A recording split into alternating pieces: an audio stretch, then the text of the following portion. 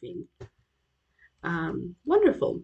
So that's our general literature skills for the first half of our session today, guys. Now we'll look at adaptations and transformations. Unless your school has the literature curriculum sort of set up in a slightly different way and it's not in order, which I do know sometimes happens, you should be doing adaptations and transformations first.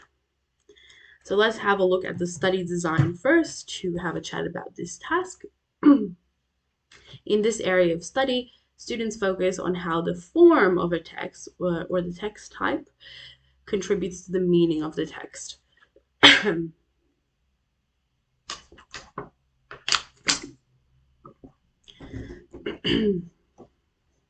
Okay, so how the genre contributes to the meaning. Students develop an understanding of the typical features of a particular form of text and how the conventions associated with it are used, such as use of imagery, rhythm in a poem, or the use of setting, plot, and narrative voice in a novel.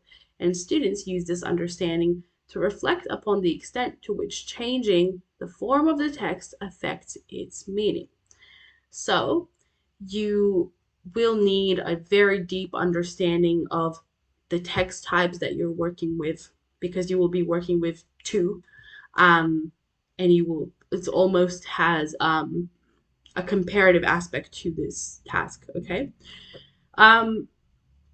so you'll need a deep understanding of genre features and an ability to analyze them, an ability to contrast and compare the original version of a work and the transformed version of that work, which will be in a different genre.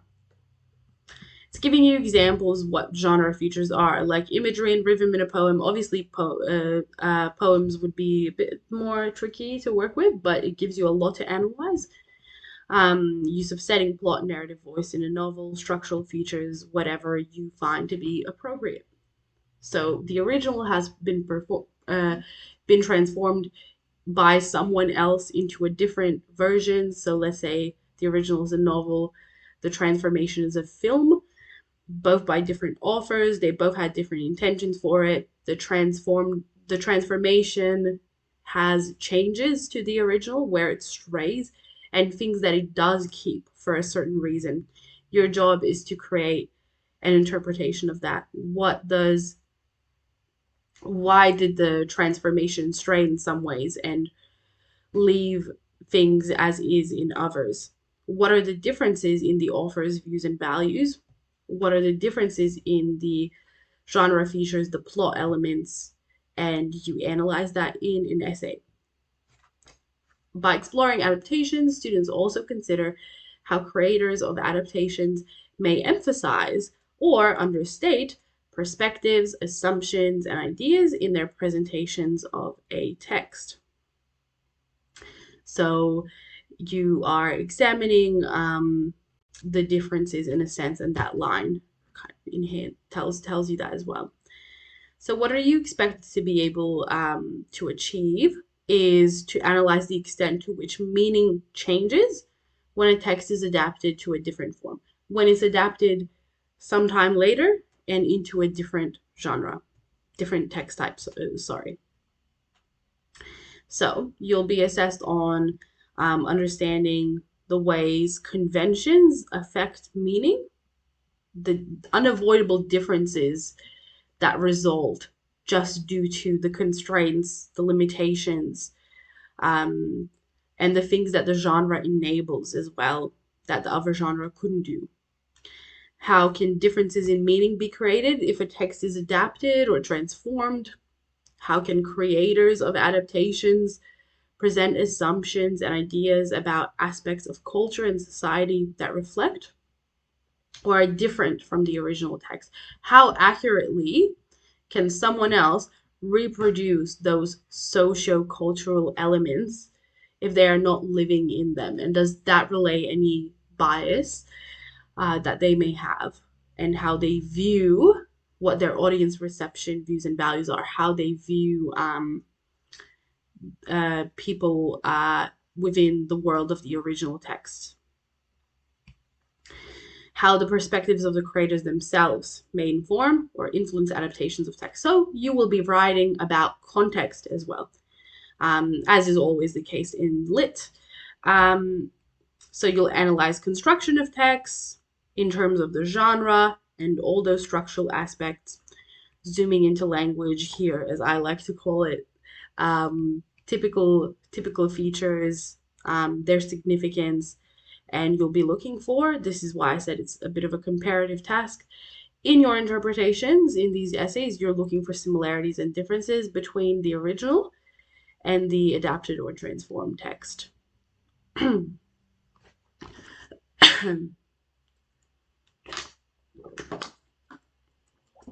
like I've explained it quite well now, but in a nutshell, you're given an original text and an adaptation of that text, such as a play and a film based on that play written sometime in the future by someone else. You'll need to discuss how changing the form or genre of the text affects meaning. This is where you'll need to collect a lot of notes and ideas. And it's up to the school and your teachers how they assess this, but it can be in essay or oral form. Because I remember doing this in a couple of different ways. I remember doing something like this in year 11 as well, where I had to do a voiceover over I think it was like 7 minutes clip, up to 7 minutes clip of a film, which was an adaptation, and was allowed to pause and comment on everything. And I remember writing a pretty standard essay with nothing in lit should have a set structure, right? But essentially an essay that would have to have comparative aspects comparing the original and adaptation. And it needed a lot of comparative aspects in order to achieve what these key skills want and to get those higher marks. It's also up to your school if it wants to give you a part of the text to analyze or the entire text. If they're going to give you the task of writing an entire commentary on both the original and adaptation, or they give you passages to contrast. I'm going to say passages, but obviously it's going to be a clip if it's a film, etc., etc. How do you approach the text for the purposes of adaptations and transformations? So you need to first be able to complete a close analysis, whether that's, passage or of the text overall, with interpretations being made of the original text and of the adaptation, okay? So let's imagine for the purposes of this, you did get passages from both. And first you will analyze and closely annotate these passages. Because genre-specific analysis is a specific criteria, you will then look for similarities and differences inevitably caused by the differences in the text genres alone, and have notes on these and the similarities and differences present there. Then analyzing the effects of these similarities and differences and analyzing the why. Is it due to those views and values differences that these similarities and differences are present? Do the authors have different intentions? Has it strayed inevitably, the adaptation, due to the genre constraints? Or is there another reason? Is it something to do with the context, the audience reception, views, and values? And you do all of that to build an interpretation, a main idea based on imagining there are passages, whatever the key ideas you find are in the original and adaptation and how they differ, or if it's a commentary of the text as a whole. Obviously, your close analysis then changes to be whatever you think is relevant in the text. You may have a prompt in that case. If it's a commentary of the text as a whole, they would instead give you a prompt. And in response to that prompt, you need to have an interpretation. Instead of close analysis, it's evidence and analysis that you choose of each text and your comparative aspect would be in relation to the evidence that you're using. Okay. Remember that it's genre specific analysis, so it is quite a unique task and a fun task. Let's have a chat more in detail about what this all means. But meaning changes when the form of a text changes, and you might be thinking, how? And it will all make sense when you study genres more. Awareness of genre constraints is crucial. So you need to work with identifying and analyzing particular text forms. Just think about the basics. What are things that you can do in a book that you can't do in a film? What are things that you can do in a film that you can't do in a book? A film is obviously going to have a lot of a quicker pace because a book may take 50 hours to read, but the film is only up to a couple of hours, right? So the author of an adaptation that is a film, or the director, sorry, is potentially going to have to omit a lot of things or show a lot of things in a lot less detail. A novel does not have the power of giving us real visual imagery movement on the screen, actually being able to portray things in that much detail. It describes certain things while it can't describe others, because otherwise we would just be reading descriptions, physical description of things. Novels intentionally only describe some parts of the setting or character that they think are really important and leaves others behind. Whereas in a film, you see the whole mise en scène and you see everything captured by that shot. Okay, so just as an example to help you understand all kinds of things that would be appropriate to look for similarities and differences in. So you're expected to address both similarities and differences between text. Obviously, differences are going to fetch you the higher marks, so try to focus on differences more because they're more difficult to spot. Especially look for nuance differences, look for some nuances. Basically, those things that are not so obvious, minuscule, small differences will be more valuable than obvious differences. No one wants to read about an obvious difference. But you need to also be addressing deliberate changes and inevitable changes too. So far, you should be making a list in your head of, I'm required to do both similarities and differences. I'm required to look at both intentionally made changes in the adaptation and why the author has made those changes, as well as those that have literally just resulted from changing the genre. That even though that doesn't sound like such a complex thing to analyze, those inevitable changes, because this task is all about genre awareness and being able to analyze different types of text, it wants you to analyze inevitable changes and what is lost as a result or changed as a result of the genre changing.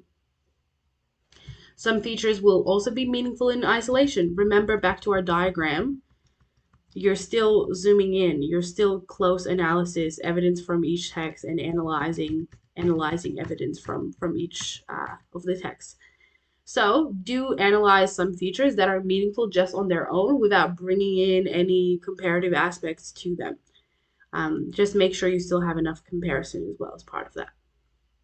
You can look at things like inclusion of narration, such as a movie suddenly has a narrator talking over what's happening at times. If there's been removal of scenes, why do you think this has happened and what's the significance? Changing the ending. But others will only depend on the text type and authorial intent. If other pieces of evidence relate to any of those, they're worth acknowledging and analyzing. But you will have to write on a variety of text types for each SAC. Know that because each of your exam texts has to be a different text type, and that's required by VCA, I recommend using this time to make yourself really familiar with various genre features and confident in picking up various structural features and language devices, because you will continue to have to carry this skill and carry this skill into the exam, even though you won't be doing adaptations and transformations for the exam. In particular, if you have for one of your set texts, one of the more um, tricky genres like poetry, um, or a very old text that may have language that will be difficult to read, you want to make sure you're confident with language devices and structural features early on in the year. Work together with your teachers as well, and there's heaps of resources online. So considerations for this task that are also not only what you should base your notes around, but also things that you can write about and should write about. Think about what changes are necessitated or inevitable due to the genre. So, due to exigencies, extra things that the genre can do, or the constraints of that genre, what has intentionally been kept the same, whatever the author of that adaptation considered to be important or indispensable content, whether that is because it is crucial to the plot of the original to allow the plot to still stay on track and do what it's meant to do, otherwise the whole thing would fall apart, or do they do it intentionally because they hold an attachment to certain values, um, and to certain ideas, and what was intentionally changed. And you can refer to this as your deliberate departures. Did the adaptation dislike certain aspects of the text, and why did the author dislike them? Again, connect to values, changes in themes, changes in how characters have been represented, just structural changes, um, and consider what has been reordered or restructured. Maybe scenes have even been moved around, or significant things appearing in the text when it happens has been altered. Consider how the social context impacts the content of each text and why and how it changes. Know that the author of the adaptation needs to keep what they consider to be the modern audience in mind when they create the adaptation, so that it sparks the interest of that modern audience and is favored by them. So that's one thing to consider. Also, the fact that there might just be different prevalent perspectives due to the social context changing. Context must be analyzed in lit, so include that as a comparative aspect at some point or points in your adaptation and transformation essays. Consider how views and values are communicated as well. Um, and most importantly, always question the why in literature. Why have these decisions been made? Look for the rationale. What was the reason the author of the adaptation wanted to make these changes? What was the reason of the original author? Don't forget about the original author. What were the reasons they originally constructed their text in that way? To make it a bit more clear with some really good tips, we'll look at some do's and don'ts of this task. So definitely want to stress that it's really important to not forget that this is a comparative task. If you forget that, your marks will really suffer.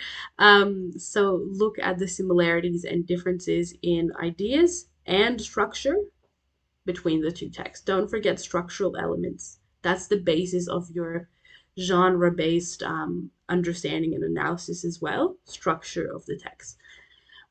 Consider how social context of each text may have influenced its delineation, straying away, and presentation of content.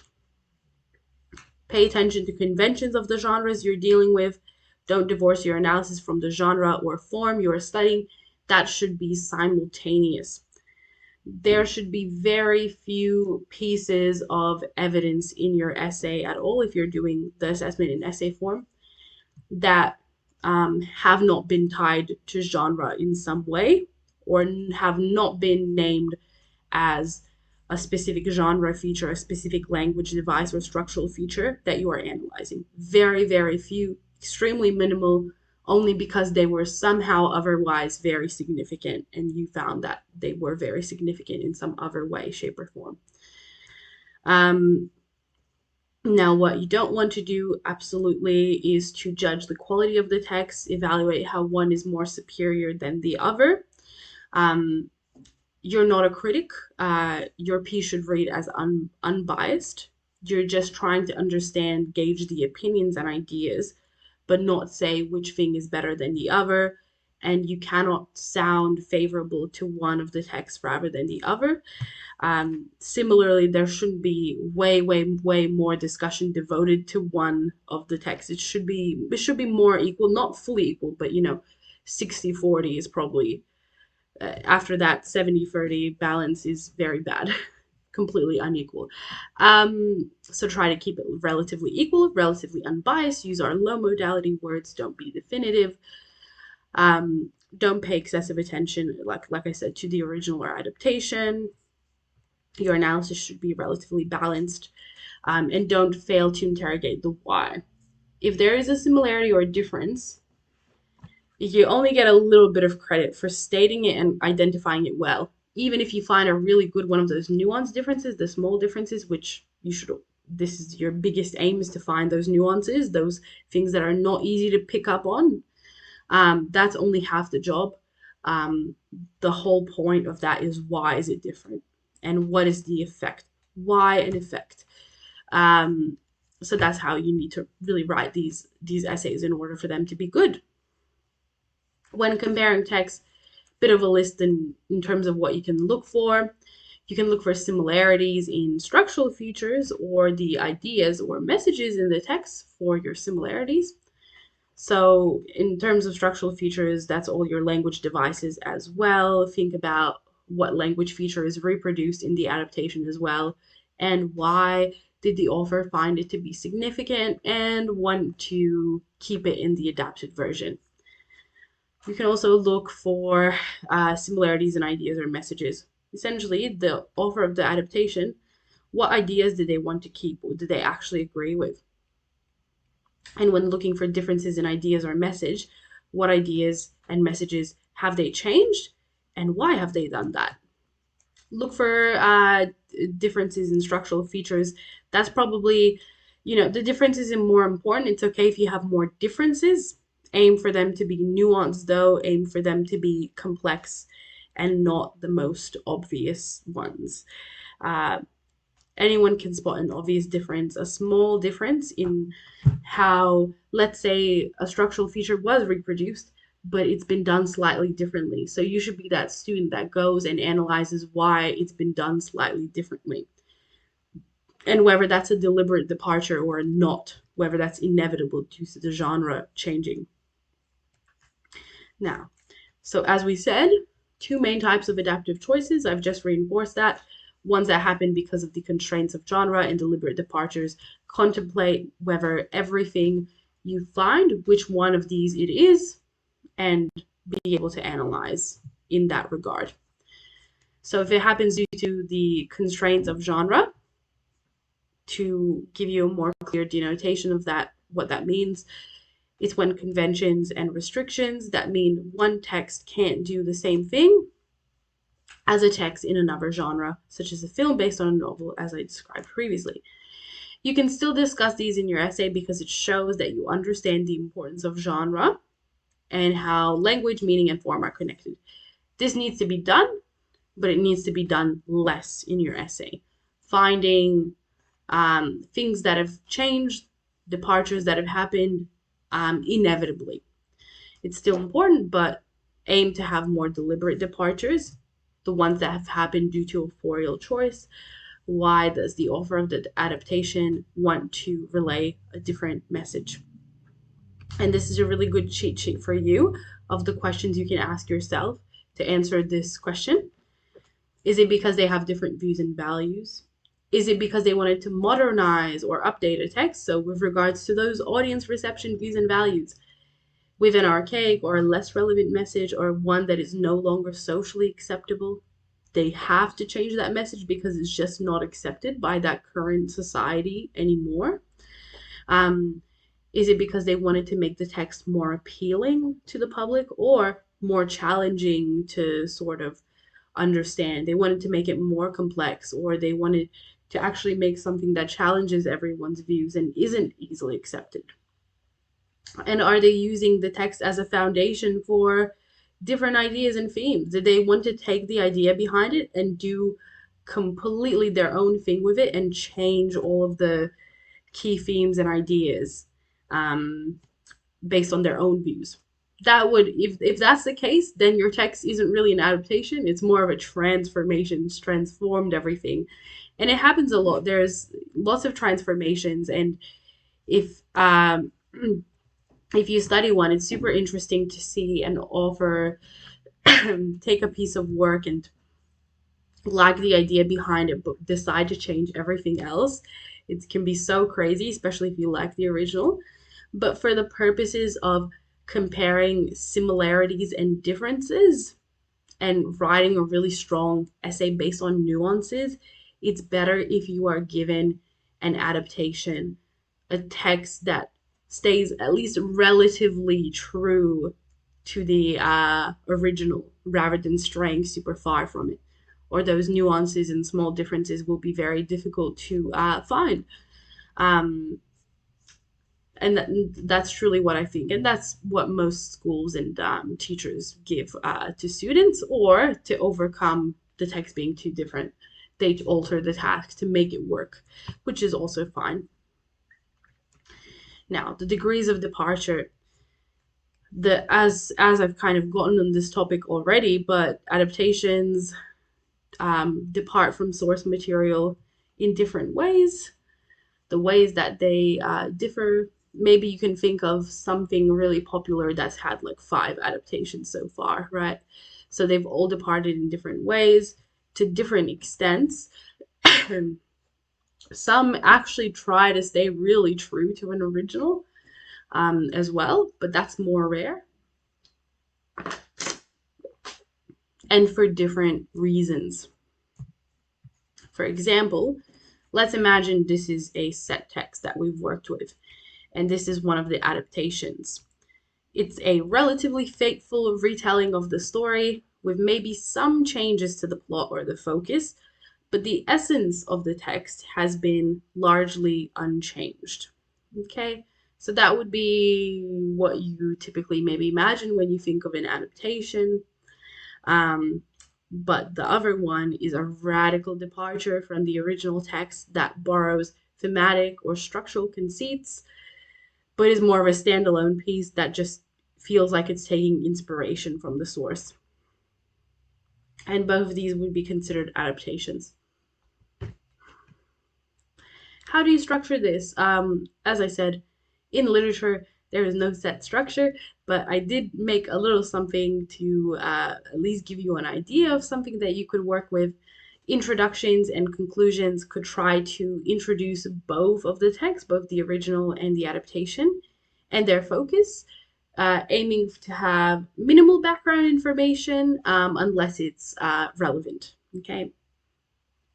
You could have a clear thesis statement, give a really clear interpretation or views and value statement about each text. These can be in a comparative format, so they might be comparing, a bit of a whereas tangent. At least you should have a thesis statement, views and values for the original, but it is much better if they are comparative for both texts. State that there are similarities and differences, but try not to discuss those in depth or get too specific. You can only summarize them as part of your thesis and views and value statement, okay? You can make these based on similarities and or differences. Now, aiming for the body paragraphs, it would be most effective in order for your essay to truly be comparative to talk about both the original and the adaptation in each paragraph, meaning that evidence from both needs to be presented and analyzed just in the context of each text, and then connected meaningfully, not every time, but at least every few pieces of evidence, connected meaningfully to a similarity or difference. And then you get into the why and views and values, etc. So spend enough time on one text before moving to the next. You can really use a structure where you switch between text throughout the paragraph. That's probably what I would use. Or you can use a structure where you kind of have a block analyzing one text, then linking some kind of difference or similarity or both, and then analyzing the other text separately, and then have a bit of more comparison towards the end. I like just switching between analyzing a bit from one text, introducing that something similar or different in the other, then analyzing that text for a bit. I find that works better for me, but you can do either to sort of make sure your body paragraphs stay truly comparative. You can focus on one core point of similarity or difference per paragraph, then link back to interpretations at the end. So sort of you can write, maybe one of your paragraphs is about uh, what's a good example, about a specific theme and how it's presented in both the original and the adaptation. Um, it's going to bring up more than one similarity and a difference, but it's going to center around that theme, that discussion.